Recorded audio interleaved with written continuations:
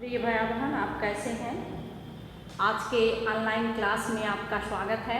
सर्वेषां शुभम भूयात्, शुभम करोतु कल्याणम, का शुभ हो कल्याण हो। कक्षा 10वीं के पाठ्यक्रम में है। कल मैं आपको अलंकार, पिछले वीडियो में मैं आपको अलंकार की परिभाषा, अलंकार के भेद पढ़ा दी थी और कल मैं आपको उपमा अलंकार आज भेज दी हूँ। आज मैं आपके पाठ्यक्रम में, कक्षा 10वीं के पाठ्यक्रम में उपमा, उत्प्रेक्षा, रूपक, यही 3 अलंकार हैं जो सभी अर्था अलंकार के अंतर्गत आते हैं। तो आज मैं आपको रूपक और उत्प्रेक्षा अलंकार की परिभाषा व उदाहरण बताऊंगी। ध्यान से सुनिए। यहाँ जहाँ उपमेय में रूपक अलंकार की परिभाषा सुन लीजिए। जहाँ उपमेय में उपमान का भेद रहित आरोप किया जाए, जहाँ उपमेय में उपमान का भेद रहित आरोप किया जाए, सुन लीजिए अब ध्यान से। अर्थात जहाँ उपमेय को उपमान के रूप में कहा जाए, समझ में आ गया? जहाँ उपमेय को उपमान के रूप में कहा जाए वहीं रूपक अलंकार होता है। ये इसकी परिभाषा हो गई। यह परिभाषा यही रहेगी, चाहे आप किसी भी क्लास में जाएंगे, द्वादश में जाएंगे, चाहे आप पढ़ाई पूर्ण कर लेंगे तो भी परिभाषा बदलने वाली नहीं है, यही रहेगी। मुख चंद्र तुम्हारा देख सकी, मन सागर मेरा लहराता। मुख क्या हो गया? मुख क्या है? मुख बच्चों है उपमेय, मुख जो है उपमेय। और चंद्र, चंद्र तुम्हारा, चंद्र क्या है? उपमान। चंद्र क्या हो गया? उपमान हो गया। तो यहाँ उपमेय को मुख जो है पहले ही कर दिया जा रहा है ना। मुख चंद्र तुम्हारा देख सखी, हे सखी तुम्हारा चंद्रमा, तुम्हारा जो मुख है, मुख जो है वह चंद्रमा, तुम्हारा मुख ही चंद्रमा है। तुम्हारा मुख चंद्रमा के समान नहीं कहेंगे। जब चंद्रमा के समान कहेंगे तो उपमा अलंकार हो जाएगा, तुलना हो जाएगी। तो यहाँ मुख चंद्र तुम्हारा, हे सखी तुम्हारा मुख चंद्रमा है। मन सागर मेरा लहराता है, और सागर, मन सागर और मेरा मन जो सागर है वह क्या होता है? लहराता है। तो मुख चंद्र, मुख जो अभी आप हमेशा ध्यान में रखेंगे कि जब भी किसी उदाहरण में या कहीं पंक्ति में आपको उपमेय पहले दिखाई दे, उपमेय मतलब समझ रहे हैं ना, कल अभी बताई थी। उपमेय का अर्थ होता है जिसकी तुलना की जाती है, उपमान का अर्थ होता है जिससे तुलना की जाती है। तो इसमें उपमेय क्या हो गया? मुख हो गया। उपमान क्या हो गया? चंद्र हो गया, चंद्रमा।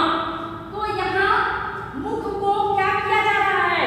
चंद्रमा के रूप में कह दिया जा रहा है। अर्थात प्रस्तुत को अप्रस्तुत के रूप में कह दिया जा रहा है। कोई भेद नहीं किया जा रहा, भेद रहित। रहित का अर्थ होता है दूर रहना, तो दूर जहाँ हो। युक्त का अर्थ होता है लगा हुआ।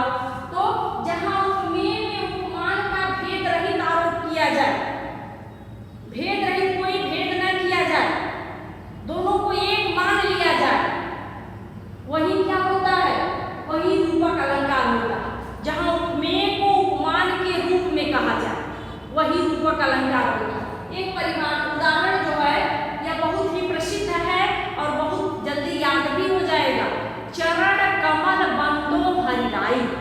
चरण, चरण क्या हो गया? चरण भी बच्चों यह क्या है? यहाँ उपमेय है। और कमल क्या है? यह उपमान है। अब यहाँ चरण कमल बंदो हरिलाई, बंदो मतलब वंदना करना है, बंदो हरिलाई, हरि का अर्थ ईश्वर से है। ईश्वर के कमल, कमल के चरण, जो कमल रूपी चरण है उसकी मैं वंदना करता हूँ। ईश्वर के कमल रूपी चरण की मैं वंदना करता हूँ। कमल रूपी यह मुनि पद कमल बंद दो भ्राता। मुनि, अब यहाँ देखिए ध्यान देने की बात यह है, मैं बार बार समझा रही। देखिए मुख पहले आया है और चरण पहले आया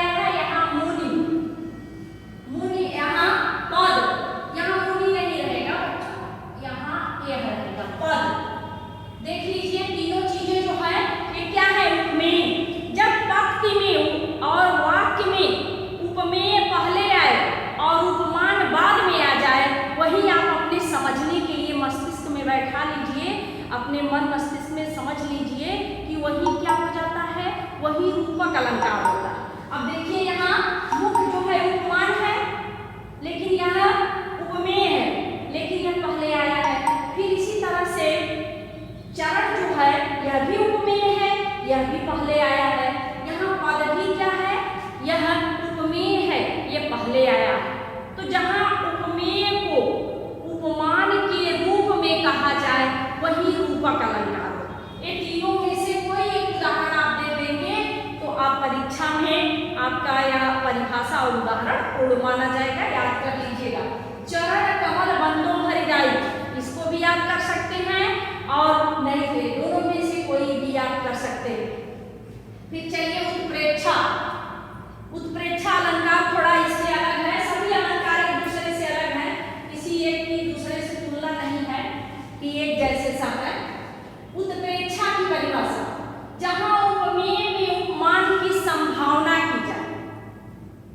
अब उपमेय उपमान तो आप जान गए ना कि उपमेय जिसकी तुलना की जाए, उपमान जिससे तुलना की जाए।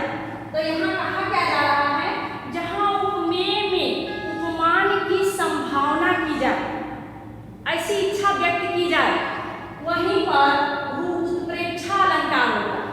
जहां उपमेय में उपमान की संभावना की जाए, इच्छा व्यक्त की जाए, जाहिर किया जाए, ऐसा है तो ऐसे ही वही उत्प्रेक्षा अलंकार होता है। अब इसके बच्चों कुछ वाचक शब्द होते हैं, वाचक जैसे बताने वाले, जैसे उपमा अलंकार में कुछ वाचक शब्द मैंने आपको दिया था, सा, सी, से, इव, सदृश, सम, सरिस। उसी तरह से इसमें है मनु, मानो, जनु, जानो, मनम, जनम आदि ऐसे शब्द जहां हो, उस लाइन को आप तुरंत कर लीजिएगा कि यह उत्प्रेक्षा के अतिरिक्त कोई अलंकार है ही नहीं। अगर उस लाइन में इनमें में से कोई शब्द आए, मनम, जनम, मनु, मानो, जनु, जानो, जनम, मनम, ऐसे शब्द जहां आते हैं वहां उत्प्रेक्षा अलंकार होता है। इसके वाचक शब्द है मतलब दर्शाने वाले, बताने वाले। सोहत ओढ़े पीठ पर श्याम सलोने गाल, मनो नीलमणि शैल पर आतक करे प्रभात। कह रहे कि सोहत ओढ़े पीठ पर, पीठ का अर्थ होता है पीठ का पीला, पट का अर्थ है वस्त्र से। सुंदर पीले वस्त्र को धारण किए हुए श्री कृष्ण का शरीर कैसा लग रहा है, मालूम पड़ रहा है कि जब सूर्य की किरणें उस पर पड़ रही हैं, सलोन श्याम सलोने गाल, मनो नीलमणि शैल पर आतक करे प्रभात। प्रभात सुबह की जब सूर्य की किरणें उनके ऊपर पड़ रही हैं तो मालूम पड़ रहा है कि नीलम की मणि का पर्वत, नीलम मणि, नीले रंग का शरीर हो गया तो नीलम मणि की तरह मालूम पड़ रहा है।